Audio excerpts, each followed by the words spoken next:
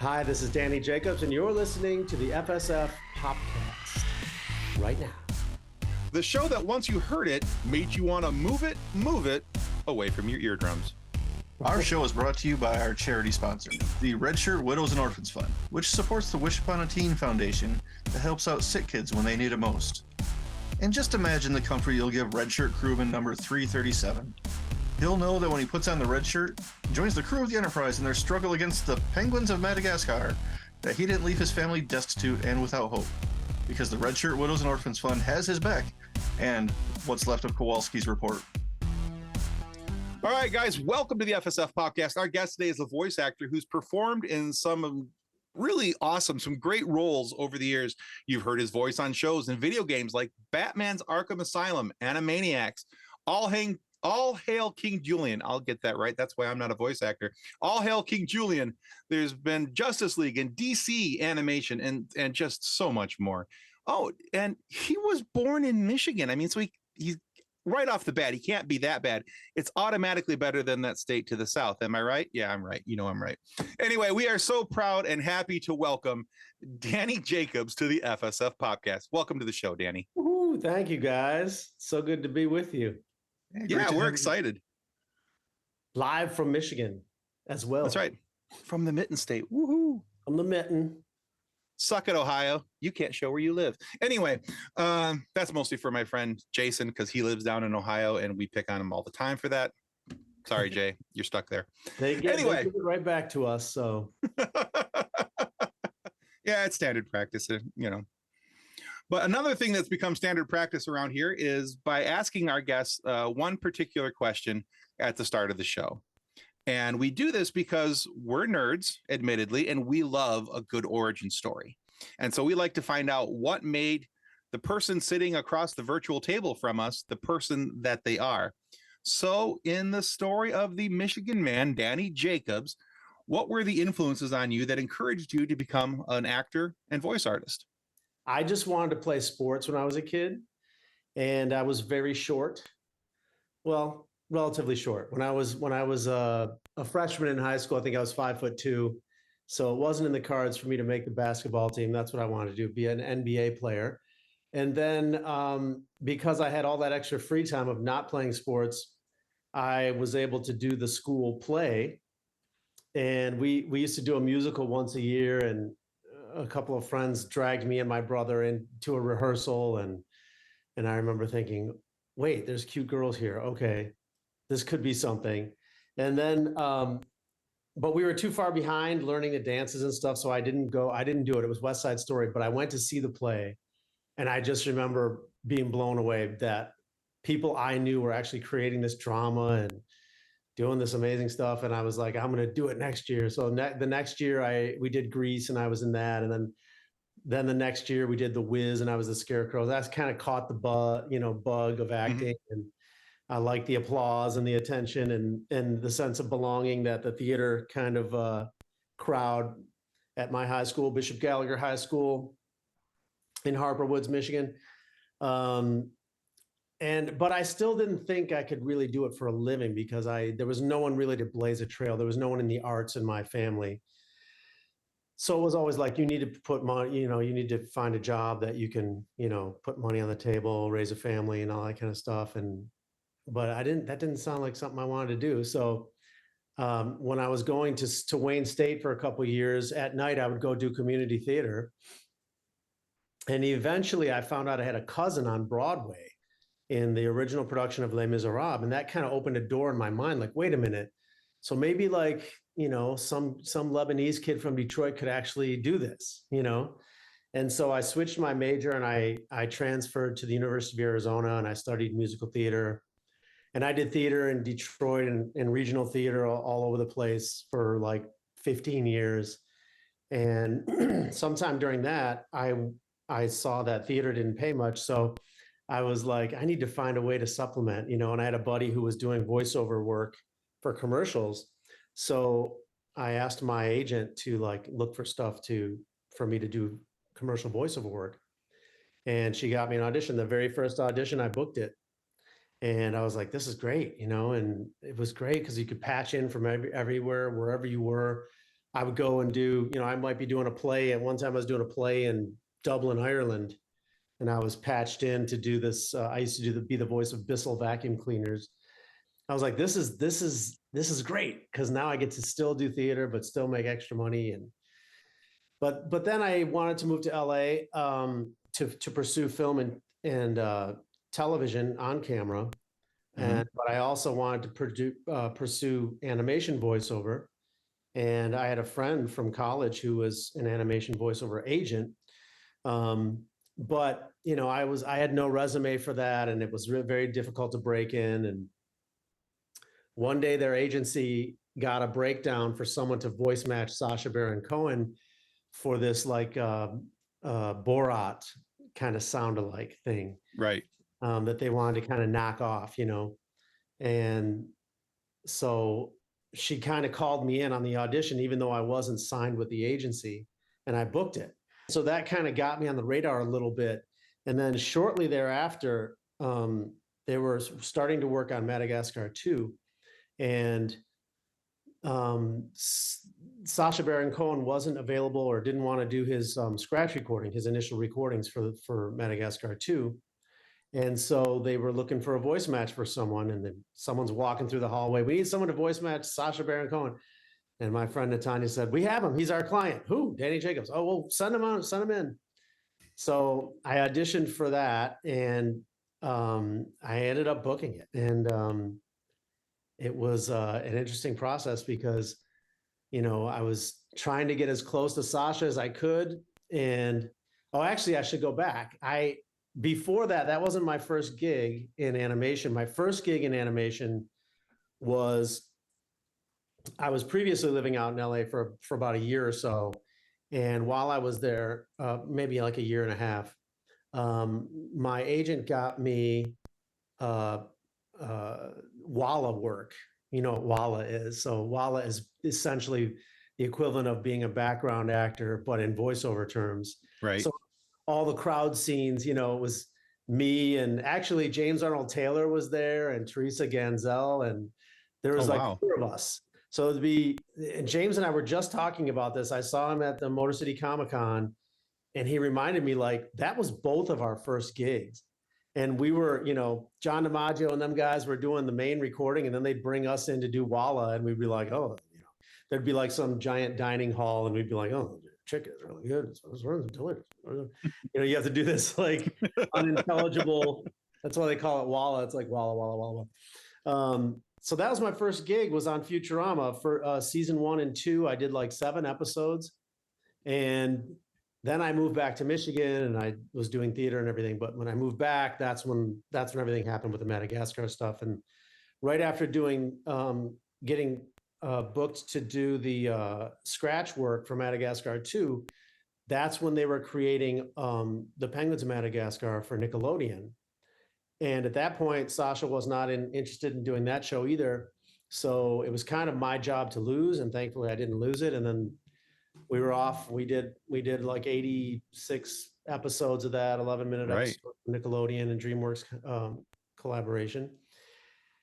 And then I kind of had my foot in the door, and I was meeting people, and then that's when I kind of got to work on Phineas and Ferb and Kick Buttowski, and started. I had done some video games here and there, and and then eventually All Hail King Julien came around, and lots of just a lot of great things.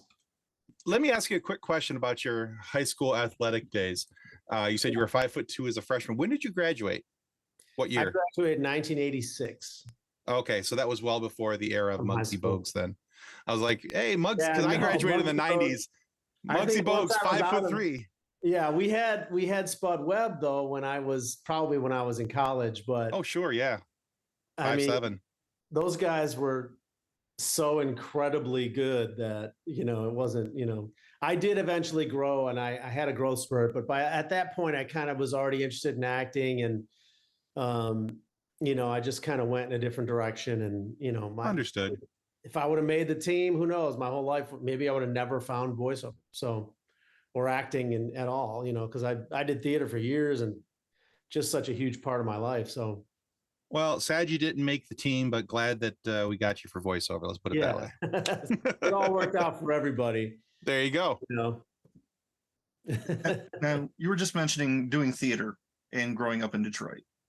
And I was doing a little bit of research for this conversation, and correct me if I'm wrong on this one, because the internet is not entirely reliable. But I found a note that you were the producing artistic director for the Gem and Century Theater. Is that right? That's correct. Yeah. When I was after I graduated University of Arizona in '91, I moved back here to Detroit, and initially it was tough to get hired. So a friend of mine was doing a two-man show, his own show. And I said, we need to start our own theater company. I said, I want to start a thing with you. My buddy Chuck, God rest his soul, Chuck O'Connor. And we started our own theater company called Generic Productions. And so I was the artistic director of that. And then later on, when I came back from LA, when I was in LA the first time, I went back and forth to LA like 3 times. I was asked by my friend Rosalie Belanca to be the artistic director of the Detroit Actors Guild, which produced Tony and Tina's Wedding, which was an interactive show. And I had worked at the Gem and Century Theaters as an actor many times, and even as a spotlight operator, doorman, because we had just done a bunch of, and I had even done it. I don't know if you guys are familiar with that theater, but it used to be in a location that is now currently where Comerica Park is. Yeah. So the first show I did there was at the original location. They picked up that whole building and moved it a few blocks away to the new location, which is now like outside, like right center field, right next to the Detroit Athletic Club. So I had done a bunch of shows there. So I was friendly with the management and owners of the theater. And when they were building their new parking garage and they had a lot going on, they wanted to hire a producing artistic director. So they hired me to do that. So I did that basically while Jim Forbes was building his parking garage. And then, so I got to go scout shows and help produce and do budgets and hire the production crew and everything. And so, yeah, that was a big part of my background in the theater. Yeah. But, working in a building like that, I mean, it's on the National Registry of Historic Places. Oh, yeah. Yeah. Yeah. So, I mean, when walking through a place like that and it has decades, over a century of history at this point, does that ever get to you? I mean, do you ever stop and think about what's gone on before? I think when I first went there, yeah, because it was, they had renovated it. It's sort of in the Spanish Revival style. I think it's one of the most beautiful theaters in Detroit. And not only that, but there's some beautiful theaters in Detroit, but the size of it is great because it's just intimate enough to where you're right on top of the action. Mm-hmm. But it's large enough to where you could actually have a budget and produce plays. So it's about 464 seats or something like that. Okay. And, a lot of theaters are a couple hundred seats, 150 seats. Even if you're selling out, it's hard to really stay afloat money-wise. You kind of rely on grants and things like that, but theater when it was operating as a theater. So it had enough seats to where if you had the right show in there and you charged the right ticket price, you could actually do pretty well. But later on, I personally have so many memories there now and so many friendships that were forged there that a few years ago, I had a big landmark birthday and I chose to have my birthday party there. And, oh, nice. So it was just amazing because all the memories come flooding back, kind of like the 20 years of memories. And it was phenomenal. And it was a kind of especially nostalgic because they don't produce theater there anymore. They do mostly events like weddings and things like that. So, but yeah. And one time I got to, when I was producing artistic director, I got to meet some cool people like Nora Jones and Anita Baker came in there to do a concert for a local politician. And I was a big fan of hers. So I got to meet her and kind of hang out with her a little bit. And yeah, I just love that building. I love the Forbes family. And that's cool. It's a huge part of my sort of entertainment life that I was away from, when I was living in LA. So I'm glad you brought that up. Yeah, that's really cool. Good memories. So it's talking about one thing that's happened in Detroit to something else that's happening in Detroit in just a few weeks. We'll all be at Monroe Pop Fest in Monroe, Michigan. Yes. Tickets, by the way, are available on their website, which is monroecomic-con.com. We'll say that website one more time, monroecomic-con.com. And that will also be down in the notes below for you guys to be able to check that out. If you haven't bought your tickets already, go check that out there. Danny and a whole lot of other people are going to be there as well. It's going to be a really cool show this year. Now, when it comes to Comic-Cons and conventions like this, some folks have had to learn to love going to the Comic-Cons and to do shows like this because it's outside their norm, and that, you know, they like doing their work. They've had to learn to be a people person, you know, to meet their fans and some other things like that. So in the case of Danny Jacobs, what is one thing that you had to learn to love about Comic-Cons? And is there something that you absolutely love about attending Comic-Cons? Well, my introduction to them was pretty amazing because we were taken to my first one I went to was promoting Penguins of Madagascar on Nickelodeon. Okay. So my first experience was hanging out with John DiMaggio and Kevin Michael Richardson and Jeff Bennett and James Patrick Stewart and Lisa Schaefer, our voice director, and Bill and Mark and Bob and Bill. And I mean, so it's just an incredible group of people. We used to have so much fun recording those shows. We used to record an 11-minute show in 4 hours. We probably could have done it in an hour, hour and a half. We took the whole 4 hours because between takes, we were improvising and goofing around. And God bless the folks who created the show and were the producers and creators. They just let us. They just let us run with the line. So this just continued. Now we got to take the show on the road. And so, you know, it's on someone else's dime, like Nickelodeon's bringing you here and there and putting you up in the hotel. And they have the big booth there and we're signing autographs and doing interviews. And we did a panel, really fun panel. So my first experience was nothing but positive. And since my background was in live theater, you know, I always love being in front of people. Connecting with the fans is amazing. And I was reminded of that because, you know, after the lockdowns and everything and not being out amongst the peoples for very long, sure. You know, having done Motor City Comic Con recently, I just was really reminded, man, I love this. I thrive on this, being able to connect with the fans because they bring so much with them, you know, so much energy and love, and you're just trying to reflect it back to them. And you just walk out of there kind of beaming, you know. And so I'm looking forward to hopefully doing more cons. And I hope that, you know, any of you out there listening to this, you know, if you could request me at the con, at your local con that you might like to go to, I would love to come and be with you at it. But I think, you know, it's just kind of pacing yourself. Like it's a long few days. It can be, you know, talking and knowing how to support your voice and stay hydrated, just that kind of stuff. The rest of it is pure joy. And okay. You get to, you know, run into people that you haven't seen. Like when I saw James Arnold Taylor, you know, recently, and I hadn't seen him in so long. And it's just like, it's just a great way to keep all these connections going with the fans, with your fellow colleagues, and even with some of the creators. Sometimes there's writers out there and creators that are also at the cons, and then all the people who run the booths and have the merchandise. It's really awesome. Yeah, there's really nothing I don't like about it. That's a really cool answer, because it also reminds me of the answer, because we asked the same question from Colleen O'Shaughnessy, who's from Grand Rapids actually, and you know, we asked her about it, and she gave a very similar answer. It was something to the effect of just you mentioned pacing. She mentioned, you know, as very similarly, just making sure that she didn't allow herself to get tired.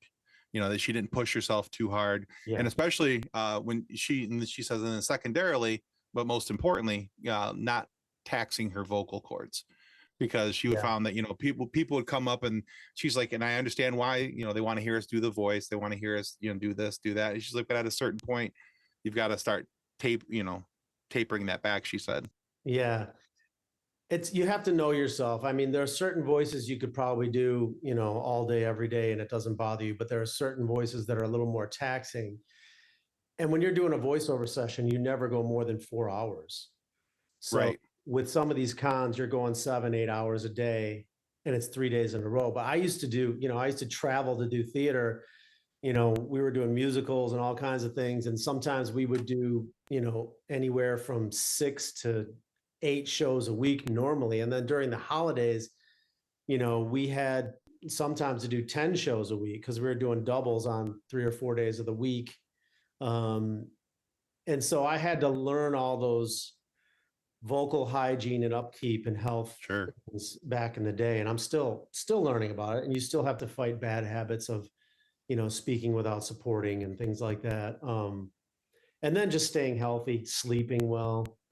You know, you're in a hotel room, you know the situation, but maybe you can control the temperature and bring your pillow with you. I bring my pillow wherever I go because, you know, I don't want to take any chances on a hotel pillows, you know. It might not Understood. be right. I do the same thing. So I think Yeah. everybody does, don't they? yeah, you know, little smell of home can't hurt. You know, when you're in a strange place. That's right. I want to sleep in my own drool, not somebody else. Exactly. Oh, that's So- great. So let me ask you this too, then Danny, because you mentioned that some voices are harder than others, or harder on you than others. Which voice out of the ones that you have done would be the one that is the hardest for you, or the more taxing of the voices? And probably none of the main ones that people would know me for are not, you know, are something that I'm grooved into. I can do without a problem. But some of the small other character voices, like guest spots that I've done, usually it's like some nemesis or you know, baddie that I play or something where I'm doing something that's down pitched and gravelly or something like that. Okay.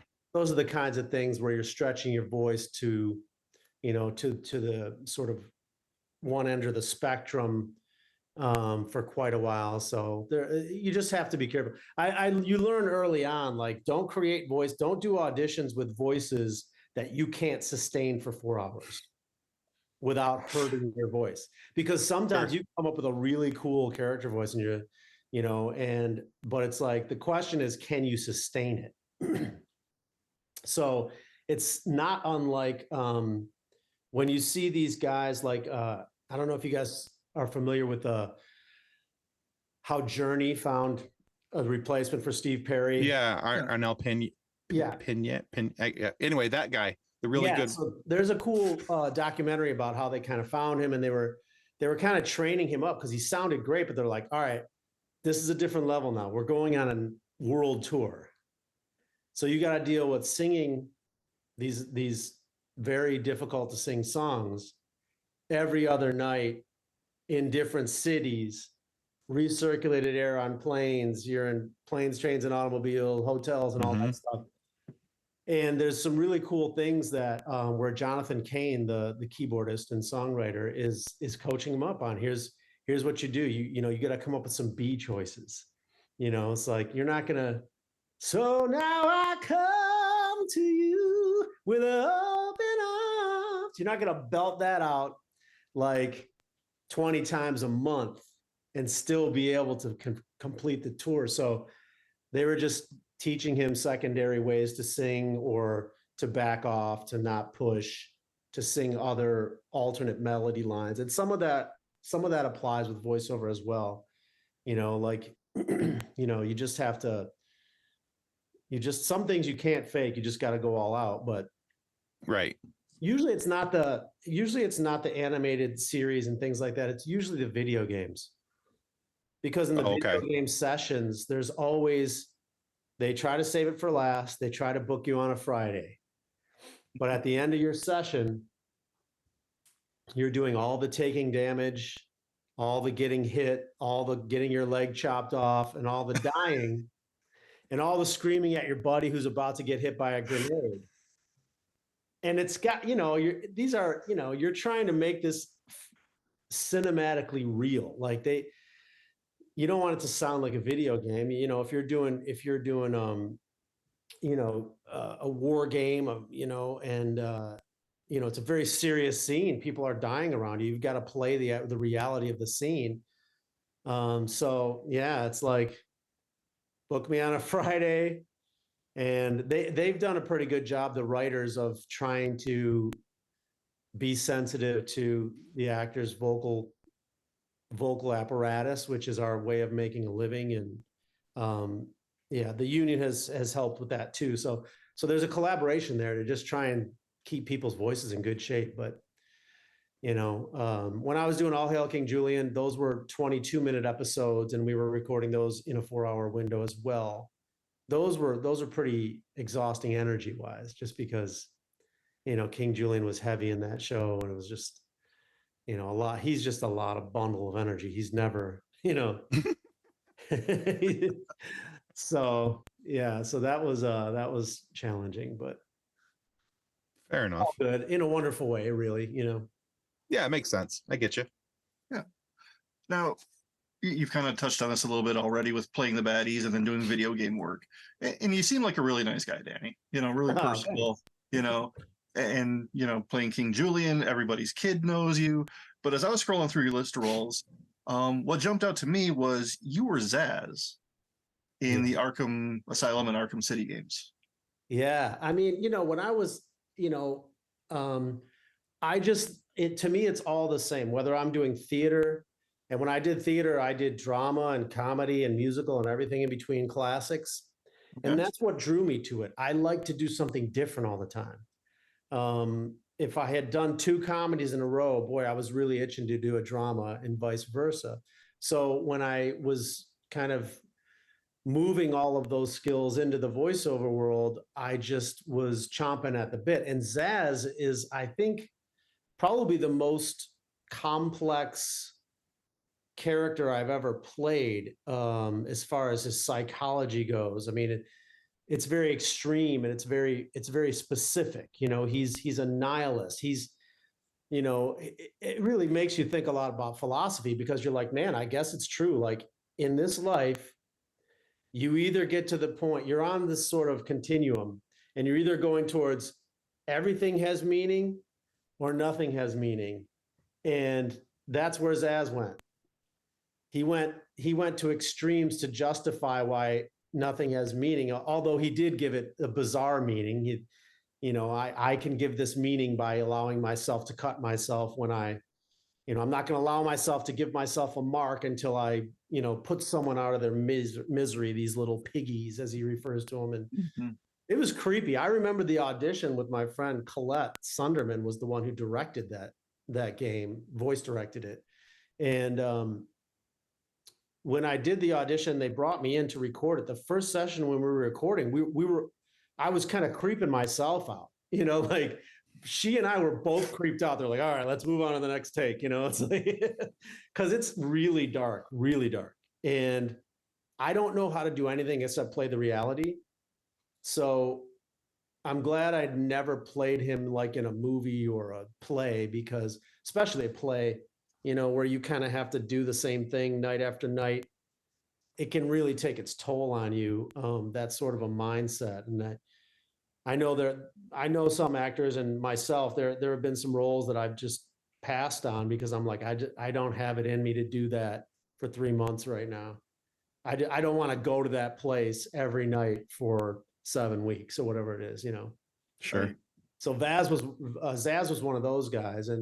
But he was surprising in that, that's when I kind of realized that a lot of the fans out there love the baddies.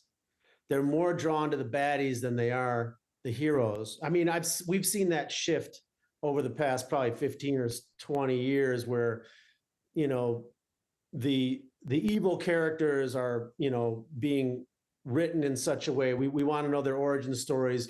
We want to understand them. We want to kind of root for them a little bit, some cases.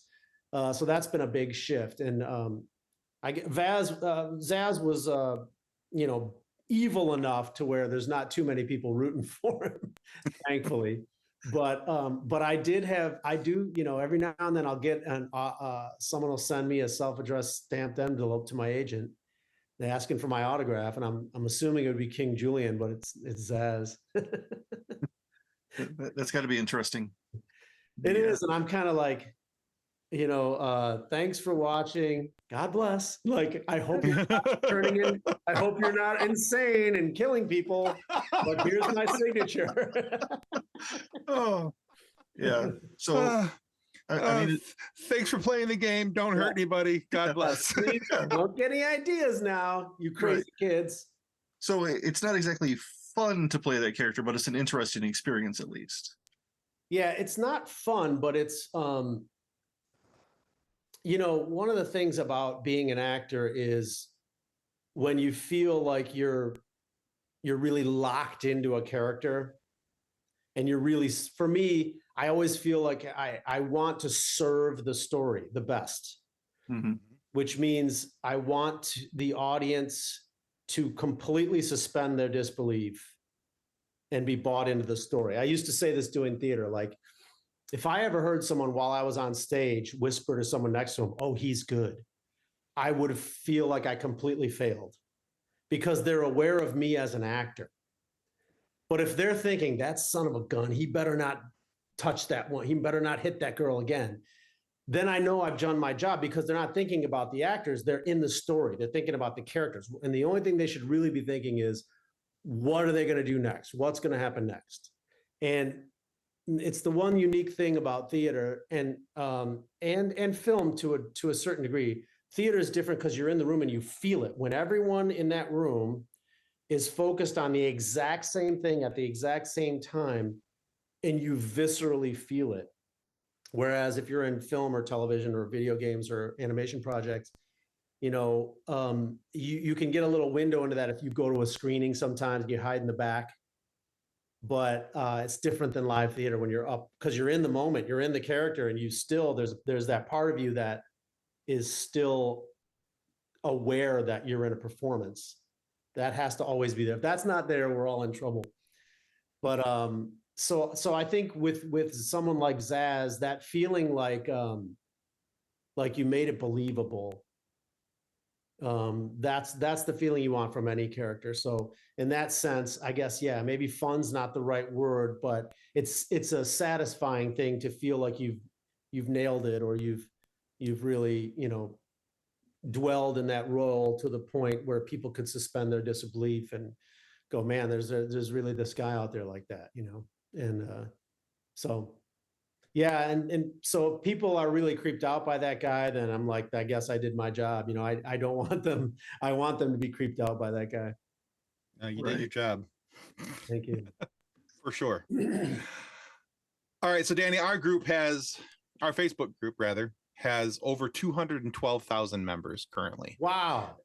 Yeah, it's a pretty big, crazy group. And in addition to being just some pretty jolly, happy-go-lucky nerds, we love a good mashup. This character and that universe, and so on and so on. And so every once in a while, we like to ask our guests, if you had to pick two of your characters to do something, and in this case, it's two of your characters to rule the universe, which two would you pick and why? Oh, man. All right, let's see. Two of my characters to rule the universe. Not Zsasz. Thank you. Thank you. The universe wouldn't last very long. And done. Nobody to rule. I would say, Pinky's dad from Pinky Malinky. Okay. Just because he's a dad, and he's a sensitive thinking man. I think he might be able to do a good job ruling the universe. And let's see who else. I wish I had a list of my characters that I played in front of me so I could remember. Hank Pym. Okay.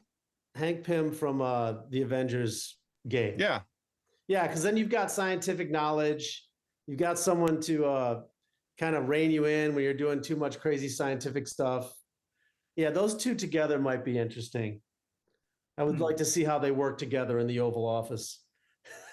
All right. It would be a good ticket, actually. I don't know who would be the president, who would be the vice president if it were that sort of an arrangement, but it's funny to think of. I was just hoping that you weren't going to say King Julien and Zsasz. So, I mean, those are the first things that come to mind. I'm like, no, you said rule the universe. No, no, no, no, no, no. They can't even rule their own worlds. Right? They're kind of the same character when you think about it, just manifesting in a totally different way. They have the same crazy psychology. No. That actually scares the crap out of me. I know. I'm not okay now. Well, when I think of mashups, one of the things I would like to do, I actually tried to pitch. I was trying to pitch an idea. Like I wanted King Julien to do like a lifestyle show. Okay. Where he like renovates houses or something like that, or something weird, or a cooking show. Oh God. We get to see him in like ordinary life type of thing. That would be the convention. But I also think he would be cool as a lounge singer. I would like, in fact, I might do some stuff like that on Instagram or on social media. I might create some King Julien lounge classics because I like to sing and King Julien likes to sing. So yes, please. Yeah, I would totally follow that. Absolutely. Oh, abso-freaking-lutely. Yes. So, I mean, we all learn things as we go through life, and sometimes we have a degree of success with what we're doing.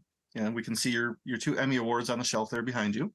Oh, those old things. Those things, yes. Those old things. So, if you could go back in time and give young Danny Jacobs just one piece of advice to help him in his acting and voiceover career, what would you want him to know now?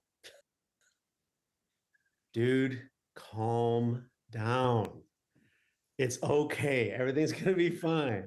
You don't have to stress about everything. You need to calm down. You have a genetic disposition towards anxiety. Relax. Blow off some steam. Fantastic. Yeah, I think, it's a good question. In a lot of things, I was very fortunate to meet the right people who gave me the right kind of guidance. And some of that was being said to me along the way. I didn't understand it. They're like, you just can't. I mean, there's a two sides of a coin. When you care very deeply about what you do, some anxiety comes along with that. It's just no way around it. You can't care deeply about something or someone and then just feel like it's no big deal when it's not going well. So whether it was like starting my own theater company or playing a role or preparing for a role, I'm a preparation freak. So okay. I'm like one of those people, I don't mind, pulling the curtain back on my own process a little bit. Whereas, I want to prepare so well that it looks like I'm so good that I didn't have to prepare, but that's not the reality. The reality is like, preparation is what calms me down. When I feel I'm prepared, then I can relax, and years later, I did have to learn from jazz musicians and improvisers that it's okay when you don't know what's going to happen. If you can embrace that gray area where you're not sure what's coming next and trust that it's going to be great, some really wonderful things happen. But because I was trained in scripted material, doing, Shakespeare and classics and theater, I was working off of written scripts. And so when it came time to do anything where you don't know what's happening next, I would freak out. I had kind of a love-hate relationship with improvisation because when it was great, I thought it was great. But I was reluctant to be a part of it because I was like, but I don't know what the material is going to be. What if I don't want to be in a play that sucks. Right. So, but, and I had to kind of learn after a while that, improvisation is writing on your feet. But there's a lot of pressure to make it entertainment. But that's not the form that I really like. I like the original idea, kind of like the Compass players and things like that, and where it's like you're writing on your feet, and it doesn't have to be funny. Like you're gonna figure out that part later. But when you start charging money and selling alcohol, you feel like everything has to be funny, and then then the interesting ideas kind of a lot of times go out the window. But there's some excellent improvisers. I wasn't able to be one when I was younger because of all that stuff going on in my head. But because I was exposed to it and I was able to do some of it, doing things like King Julien, I'm asked to improvise all the time. I would call it more of an ad lib situation where I like improvising from a character. I feel like if I know the character so well, I know what he'll say next. If A, B, or C happens, something's just going to come out of my mouth that, and the writers are like, yeah, that's him, that's Julien. And when I was doing Scratch for Sasha, that was actually one of the interesting things that happened was when I first did the first session at DreamWorks, I kept getting these notes like, he's a little too metered, a little too measured. I didn't really know what they were trying to get at. And thank God there was an amazing sound engineer there who gave me an outtake of Sasha Baron Cohen's takes on Madagascar, in the first Madagascar movie. And I'm listening and I put it in and I'm following along with the script. And he was like saying the line, which took 4 seconds. And then he was improvising for like 30 seconds or longer. He would just go off. And I'm like, oh, you guys want me to do that? They just wanted it to be like really unhinged and just like, you don't know what's going to come out of his mouth next. So use the line as a springboard and then just like have fun with it. So the next session I went into and I just started improvising and they were like, now you got it. That's it. And then I was like, okay. So then I was kind of off and running with that character. And then ever since then, I'm expected to ad lib as the character. Like if I were ever to go into a session as King Julien and I didn't improvise in the ad lib, they'd be like, what's up, bro? Like, why aren't you bringing it? Are you feeling okay? Yeah. So, it's amazing how these things just happen without the planning. I never thought, when I was a kid, just naturally, I used to imitate everything I heard. Whether it was, Bugs Bunny's voice or, yeah, what's up, Doc? I just would try to imitate it because I loved it and I thought it was cool and I liked the way it sounded. And I want to always see if I could do it. And I had this natural sort of attitude that I want to try that. I'll bet you I could do that if I try that. And if you've been around little kids, if you see a kid, they either have that or they don't. You want to encourage it because it's a great attitude to have in life, right? But when you see kids that are real timid and they might try something once and then they're like, if it's not perfect, they're like, I suck at this. It's like you tried it once, and you want people to have this attitude of like, you can really do it. You can do it. Just try. Just try stuff, and little did I know that when I was listening to the Beatles and I was trying to sound like Paul McCartney and John Lennon, and I was listening to Stevie Wonder, I was trying to sound like him and on and on and on. Little did I know that was going to be the perfect training for what I ended up doing in the animation world, which is hearing pitch and tone modulation and being able to manipulate the soft tissue in my throat to sound more like one person than another. I had no idea I was in training for what I would end up doing, but that's when it starts to feel like destiny, like when you have no clue, when you look back and see the dots connect, you just go, how could this be anything but somehow divinely ordained, Sure. Yeah, it makes more sense. Like I watched your interview with Rob Paulson, who's a buddy of mine. That's why I didn't wear my Lions hat. I didn't want to copy you, Rob. Rob's become a friend. He's a great guy. I remember when I first started working out there and I heard of him and I knew he was from Michigan. And so I kept going, man, I gotta meet Rob. He's like this big Red Wings fan, the Tigers, Detroit. We got the Detroit connection, blah, blah, blah. And I was at the studio one day auditioning or doing a session, and I came out and I saw a little car that he had at the time. I think it was a Cooper Mini or something like that. And the back window was full of the Red Wing logo. So I see the car and I see him get out of it and walk. And I was like, "Are you Rob Paulson?" He's like, "Yes, I am." And I'm like, "My name's Danny Jacobs." It's so we finally got to meet, and then years later we got to work together a bunch of times. But it was just great. It's like going, there's so much talent in everywhere, really. But Yeah. when you're growing up in Detroit, you kind of feel like, well, we're not New York, we're not LA, we're not Chicago. What are we? But when I was coming up, I mean, everybody I knew that was doing stuff here, like, I just saw a couple guys with the Second City Detroit, Keegan Michael Key and Tim Robinson and Sam Richardson. We were all kind of in the same community back in the day, trying to just do our thing in Detroit. And so there was sort of an explosion of creativity and possibility back then in the, I would say mid 90s, I guess it was early to mid 90s, something like that. Yeah. All right. So pretty cool. Oddly enough that you mentioned the Lions hat, I almost wore my Lions hat tonight. So instead I went with I'm so fired up about the Lions right now. I can't even explain. I am not drinking the Kool-Aid. I am guzzling the Kool-Aid. I am excited for this upcoming season. So absolutely. Why not? Absolutely. All right, Danny, I warned you about this ahead of time. This is our final question of the night. We call it our silly question. Now, on our show, we talk a lot about food with various guests here and there, especially with some of our more Canadian friends, because I like to talk about poutine whenever I can. And if I get a chance, I'm going to talk about poutine. It's like saying the word, I imagine. Exactly. It's not only saying the word, but what it makes me think of, and I start getting hungry again. Yeah. So, Danny, this is your Michigan test.